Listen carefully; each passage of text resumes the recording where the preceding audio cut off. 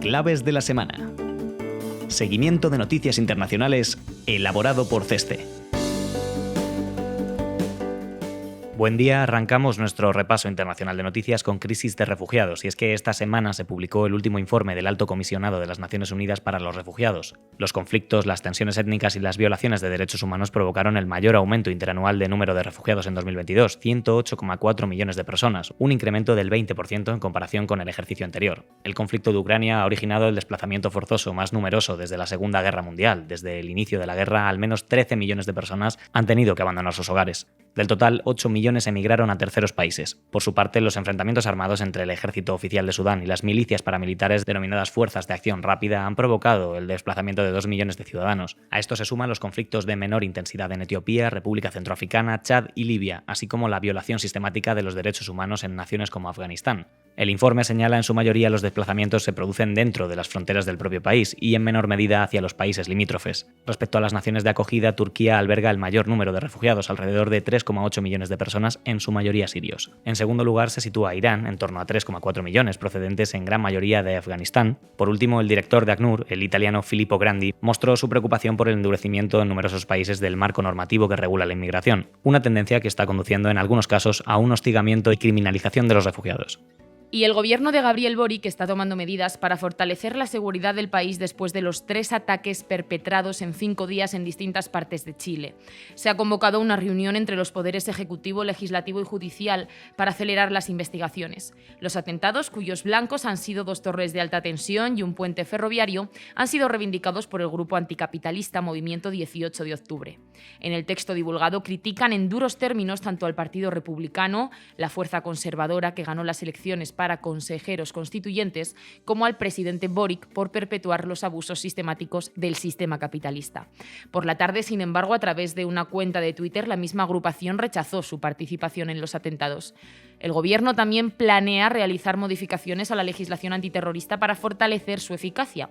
Chile ha experimentado un aumento en los ataques terroristas, lo que ha llevado al país a empeorar en el ranking global de terrorismo. Según el informe del Instituto de Economía y Paz, Chile ocupa el puesto 17 en el índice de terrorismo global, habiendo registrado 1.170 ataques entre 2012 y 2022, con un incremento significativo en los últimos 2 años. Esta tendencia se atribuye al conflicto en curso entre los mapuches y el gobierno chileno, con numerosos ataques dirigidos principalmente a empresas en la región. En Perú, Boluarte se aferra al poder. Este tema de adelanto electoral está cerrado, nosotros seguiremos trabajando hasta julio de 2026. Con estas palabras, la presidenta de Perú, Dina Boluarte, dejó muy claro su cambio de postura sobre el adelanto electoral. Inicialmente había prometido realizar las elecciones generales en abril de 2024, pero la semana pasada anunció que permanecerá en el cargo durante los próximos 3 años. Su ascenso al poder ocurrió después de la destitución de Pedro Castillo, quien intentó llevar a cabo un autogolpe de Estado. A pesar de las protestas y críticas que se ha enfrentado, Boluarte insiste en cumplir su mandato y gobernar respetando la Constitución. Como se recordará, las manifestaciones gubernamentales que surgieron durante la crisis exigían tanto el adelanto electoral como la renuncia de Boluarte y la convocatoria de una asamblea constituyente. La presidenta ha cuestionado estas protestas y se ha preguntado cuántas más muertes desean los manifestantes. La situación en Perú sigue siendo muy tensa, con organizaciones sociales y civiles planteando una manifestación llamada Toma de Lima. Se espera un gran despliegue policial con 8.000 agentes para mantener la seguridad durante las protestas convocadas para el 18 de junio en la capital del país. La historia se repite en Venezuela. Hace 2 años se esperaba un cambio en el país debido a la grave crisis económica y social, lo cual llevó al gobierno de Nicolás Maduro a realizar cambios y acciones para ganar apoyo, como la liberación de algunos presos políticos, la autorización de la entrada de ayuda internacional y el nombramiento de un organismo electoral con presencia opositora. Se abrió entonces la esperanza de unas elecciones con garantías en 2024, pero hoy en día esa posibilidad se aleja cada vez más. La renuncia de los rectores oficialistas del Consejo Nacional Electoral supone la muerte de lo que ha sido considerado como el mejor CNE en 2 décadas, a pesar de que el chavismo mantenía una mayoría de 3 rectores oficialistas frente a 2 opositores. En principio, los 2 rectores opositores, Roberto Picón y Enrique Márquez, no han renunciado a sus cargos, pero se teme que todo sea una maniobra orquestada por el gobierno para formar un nuevo organismo electoral que permita al chavismo recuperar el control de una institución clave para la democracia. El nuevo CNE, encargado de supervisar las elecciones presidenciales de 2024, será designado por un pequeño comité presidido por la esposa del dictador Nicolás Maduro, lo que ha hecho saltar las alarmas. Además, Maduro ha recuperado cierta autoridad inestabilidad interna y se ha negado a retomar las conversaciones con la oposición en México, exigiendo el levantamiento total de las sanciones internacionales como condición para reiniciar el diálogo político. Las intenciones de Maduro con respecto al nuevo CNE generan gran preocupación y organizaciones como Human Rights Watch ha alertado sobre el riesgo de un nuevo fraude electoral si finalmente se instala un CNE afín al chavismo. El recorte de los tipos anticipa una nueva ronda de estímulos en China. Ante la debilidad del crecimiento en los últimos meses, las autoridades parecen estar preparando una ronda de estímulos tanto monetarios como fiscales. A principios de esta semana, el Banco Central recortó el tipo de sus repos a 7 días en 10 puntos básicos, del 2% al 1,9%, inyectando con ello 2.000 millones de yuanes chinos. Se trata del primer recorte de tipos en más de 10 meses. 2 días después, el pasado 15 de junio, el Banco Popular de China redujo en 10 puntos básicos el tipo de interés de préstamos de medio plazo. A un año, a algunas instituciones financieras del 2,75% al 2,65%. Estas medidas han disparado las expectativas en el mercado de que el gobierno chino no solo continúe rebajando tipos en los próximos meses, sino que apoye los estímulos monetarios con un incremento del gasto, especialmente en infraestructuras. El apoyo fiscal de China a la economía ha sido débil este año, con el gasto público total de los primeros 5 meses aumentando al menos un 1% en comparación con el mismo periodo del año pasado. Ello ha contribuido a ralentizar la recuperación económica de este año. El Consejo de Estado chino, que coordina los ministerios gubernamentales, declaró el pasado día 16 que el país necesita políticas más contundentes para apoyar a la economía. Así, distintas fuentes estatales informan que el gobierno está estudiando nuevas medidas que se adoptarán de manera oportuna, sin dar hasta el momento plazos ni detalles. Se especula que el gobierno central podría emitir bonos con fines especiales, como hizo en 2020, dedicados a estimular el gasto en el deteriorado sector inmobiliario y proyectos de infraestructura a nivel local. Este lunes 19 terminó la visita del secretario de Estado norteamericano a Pekín con el objetivo de mantener los canales de comunicación abiertos a alto nivel cumplido, pero con la constatación de que el deshielo prometido por Biden hace unos meses parece lejano. China y Estados Unidos deben elegir entre cooperación o conflicto, dijo el máximo diplomático de Pekín al secretario de Estado estadounidense Antony Blinken. Blinken y Wang Yi, máximo responsable de la política exterior china, hablaron durante 3 horas el lunes en la ornamentada casa de huéspedes del Estado. Yi pidió al diplomático estadounidense que invirtieran la espiral descendente en que se encuentran las relaciones bilaterales de las dos grandes potencias. Por la tarde, el presidente chino Xi Jinping se reunió también con Blinken, si bien hasta ahora los detalles de esta reunión no se han hecho públicos. No se esperan grandes avances ni un giro en las políticas de contención probadas por Washington, especialmente en el campo tecnológico. La administración Biden desea restablecer una mayor fluidez en los canales diplomáticos y reducir el riesgo de percepciones erróneas y o un error de cálculo en la relación. China, por su parte, se enfrenta a un estancamiento del crecimiento económico y posiblemente busque reducir la percepción de riesgo político que ha contribuido a la caída de la confianza de los inversores extranjeros en los últimos años. Moderación del crecimiento en Vietnam. Tras registrar un alto crecimiento del PIB del 8% en 2022, superando incluso tasas anteriores al principio de la pandemia, la economía parece estar moderando su dinamismo en 2023. El crecimiento del PIB se ralentizó hasta el 3,3% interanual en el primer trimestre. La desaceleración se debió principalmente al descenso de las exportaciones, ya que los principales mercados de exportación de Vietnam, Estados Unidos, la Unión Europea y China moderaron su demanda. Es probable que Vietnam no alcance el objetivo de crecimiento del PIB del 6,5% fijado por el gobierno para 2023. El Banco Mundial recientemente revisó a la baja sus previsiones para este año hasta el 6%. Los recientes recortes de los tipos de interés por parte del Banco Estatal de Vietnam, el SBV, parece que no compensarán totalmente el impacto de la ralentización de la demanda de las exportaciones y las dificultades del mercado inmobiliario. No obstante, a medida que el consumo se recupere de los efectos de la crisis del COVID-19, los sectores terciarios como el comercio minorista, la hostelería y el turismo deberían registrar mejores resultados que el resto de la economía. El alcalde de Estambul, Ekrem İmamoğlu, acusado de fraude, se enfrenta a una nueva pena de cárcel y a una posible inhabilitación para ocupar un cargo público. Los fiscales presentaron la semana pasada una nueva acusación contra Ekrem İmamoğlu, alcalde de la oposición del Gran Estambul y uno de los políticos más populares de Turquía. İmamoğlu podría haber estado implicado en la manipulación de licitaciones públicas durante su mandato al frente del distrito de Beylikdüzü en Estambul. Los cargos pueden conllevar una pena de 3 a 7 años de prisión y su inhabilitación. Esta condena se sumaría a la que pesa sobre él desde 2022, cuando fue sentenciado a 2 años y 7 meses de cárcel por insultar al Consejo Supremo Electoral de Turquía en 2019, año en el que el Partido de la Justicia y el Desarrollo del presidente Recep Tayyip Erdogan perdió las elecciones locales en Estambul y Ankara. Ahora está pendiente un recurso ante el Tribunal de Casación.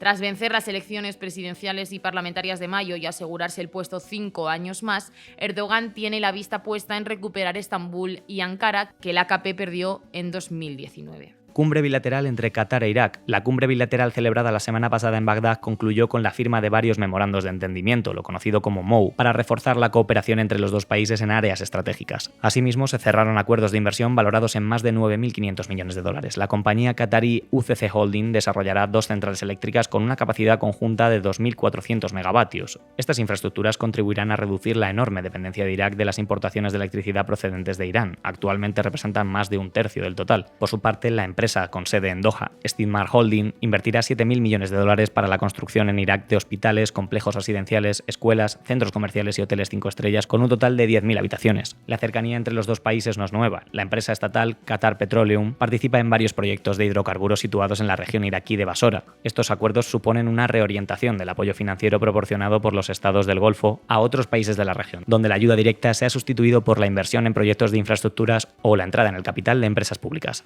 La producción de petróleo alcanzó, según algunos cálculos, los 3 millones de barriles diarios el pasado mes de mayo. Se trata de la cifra más alta desde que en 2018 la administración estadounidense, en aquel momento dirigida por el expresidente Donald Trump, abandonase el acuerdo nuclear y estableciese las sanciones destinadas a cortocircuitar los ingresos del país persa.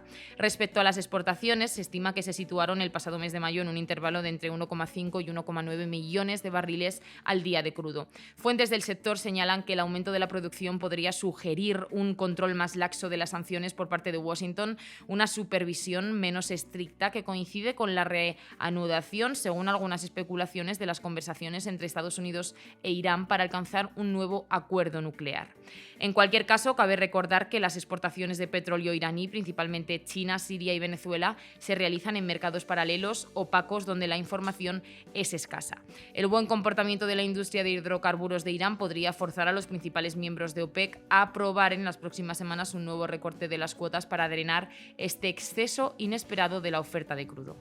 En Nigeria, fin al tipo de cambio fijo. El Banco Central de Nigeria, BCN, ha puesto fin a la política de tipo de cambio fijo al permitir que la naira flote libremente en el mercado monetario. La medida ha provocado una inmediata devaluación alrededor del 30% de la divisa frente al dólar, que actualmente cotiza a 650 naira por dólar, una cifra mucho más cercana al tipo de cambio utilizado en los últimos meses en el mercado paralelo. Con esta decisión se pone fin al sistema de múltiples tipos de cambio por el que el BCN fijaba distintos precios del dólar según el comprador, diferenciando entre individuos y negocios y también entre sectores, algo que restringía profundamente la liquidez del sistema. Pese a la caída de la cotización, la unificación de los tipos ha sido celebrada por los mercados y se espera que contribuya a terminar con la perenne escasez de dólares que sufre la economía nigeriana. La decisión llega tras la suspensión del polémico gobernador del BCM, Edwin Emefiel, que desde 2014 está detrás de la heterodoxa política monetaria aplicada en Nigeria. El nuevo presidente Tinubu, que juró el cargo hace 3 semanas, no ha perdido tiempo en retirarlo de su puesto. Tinubu culpa a Emefiel de dañar sus posibilidades electorales con una desastrosa campaña de renovación de los billetes de naira, que provocó una caótica escasez de efectivo. Estas decisiones, sumadas a la eliminación del costoso subsidio del combustible y a la reforma del sector energético, han presentado a Tinubu como un presidente rupturista, decidido a dar la vuelta a una aletargada economía y a favor de los mercados. No obstante, este periodo de cambios resultará duro para la ciudadanía nigeriana. La devaluación y el aumento de los precios de la gasolina impulsarán aún más la ya elevadísima inflación del 22,4% en mayo. La misión africana a Moscú y Kiev ha terminado con un resultado muy poco satisfactorio para sus participantes, que no han logrado obtener ningún compromiso a favor de la paz. La delegación, encabezada por el presidente sudafricano Cyril Ramaphosa, estaba compuesta por los líderes de Senegal, Egipto, Zambia, Uganda, República del Congo y Comoros. En primer lugar, se reunieron con el presidente ucraniano Zelensky, quien recalcó que las fuerzas rusas deben retirarse de territorio ocupado para poder negociar la paz, un paso que Moscú rechaza categóricamente. Al día siguiente, en la reunión que se celebró con Putin, Ramaphosa presentó los 10 puntos del plan de paz, que incluye la desescalada del conflicto por parte de ambos bandos, entre otros, tras esta intervención y las de Comoras y Senegal, sin que el resto de representantes pudieran dar su punto de vista. Putin interrumpió para reiterar su posición y explicar por qué, en su opinión, muchas de las propuestas africanas partían de supuestos erróneos. Pese a ello, Ramaphosa destacó el impacto que había tenido la misión. Cabe destacar que para el sudafricano, dados los fiascos en materia de política exterior que ha sufrido en los últimos meses, el principal objetivo del viaje podría no ser otro que mostrar una actitud mediadora y cooperativa frente a un desencantado Washington. No obstante, con esta iniciativa los africanos se alinean con otros líderes mundiales en una petición de paz negociada. Nueva tregua de 72 horas en Sudán. Tras 2 meses de lucha que han llevado a la nación africana al caos, el ejército de Sudán, liderado por Abdel Fattah al-Burhan, y el grupo paramilitar RSF, dirigido por el general Mohamed Hamdan Dagalo, han decidido mantener un alto el fuego de 3 días de duración. Múltiples treguas se han acordado y roto a lo largo del conflicto, incluso después de que Estados Unidos aplicara sanciones a ambos dirigentes. Esta tregua ha estado mediada por Washington y Riad, con el objetivo de permitir libertad de movimiento para los ciudadanos atrapados en las zonas de combate y la entrega de una muy necesitada ayuda humanitaria. Según las Naciones Unidas, más de 25 millones de personas, más de la mitad de la población sudanesa, necesitan asistencia. Antes del parón de las hostilidades, los ataques aéreos se habían intensificado en la capital, Jartum. El conflicto ha cobrado la vida de más de 3.000 civiles y dejado a más de 6.000 heridos, además de forzar el desplazamiento de más de 2,2 millones de personas, quienes se han visto obligadas a abandonar sus hogares. La FED ha decidido pausar el ritmo de aumentos de tasas de interés y mantener los tipos de cambios en su última reunión del 14 de junio. Sin embargo, las nuevas proyecciones de la FED, conocidas como Dot-Plot, indican que los tipos podrían llegar a ubicarse entre el 5,5 y el 5,75% para finales de año. Esto implica un aumento adicional de 50 puntos básicos en el segundo semestre, ya que en marzo se pronosticaba que los tipos terminarían el año en el rango del 5% al 5,25%, el cual es su nivel actual. Además, la Reserva Federal continuará reduciendo su balance, lo cual también se considera una medida de endurecimiento monetario. Durante la rueda de prensa posterior a la reunión, el presidente Jerome Powell insinuó que la política monetaria restrictiva podría continuar hasta finales del año. La Fed ya ha observado moderaciones reales en los precios de servicio y bienes y alquileres, lo que sugiere que, a pesar de haber alcanzado el 4,9 en mayo, es probable que sigan moderándose en los próximos meses. Y para concluir, suben los tipos en la Unión Europea. El Banco Central Europeo continuó el endurecimiento de la política monetaria con una nueva subida de 1/4 de punto hasta dejar los tipos de interés en el 4%. Sin embargo, lo más destacado de la reunión del BCE del pasado 15 de junio no fue la subida de los tipos de 25 puntos básicos, tampoco fue la decisión de dejar de reinvertir los vencimientos de deuda a partir del próximo mes de julio y de esta forma acelerar la reducción del balance del BCE. El aspecto más notable del anuncio del pasado jueves fue la revisión al alza de la inflación subyacente de la zona euro, que se mantendrá en el 5,1% en 2023 y en el 3% en 2024, lo que va a determinar las próximas decisiones de política monetaria. Queda descartada, por tanto, la pausa de las subidas, pero Lagarde sí que quiso anticipar que subirá los tipos de interés 1/4 de punto en la próxima reunión de julio. Y hasta aquí nuestro repaso de noticias internacionales de la semana. Pero recuerda que puedes consultar más desde el apartado de comunicación claves de la semana de nuestra web www.ceste.com. Hasta la próxima.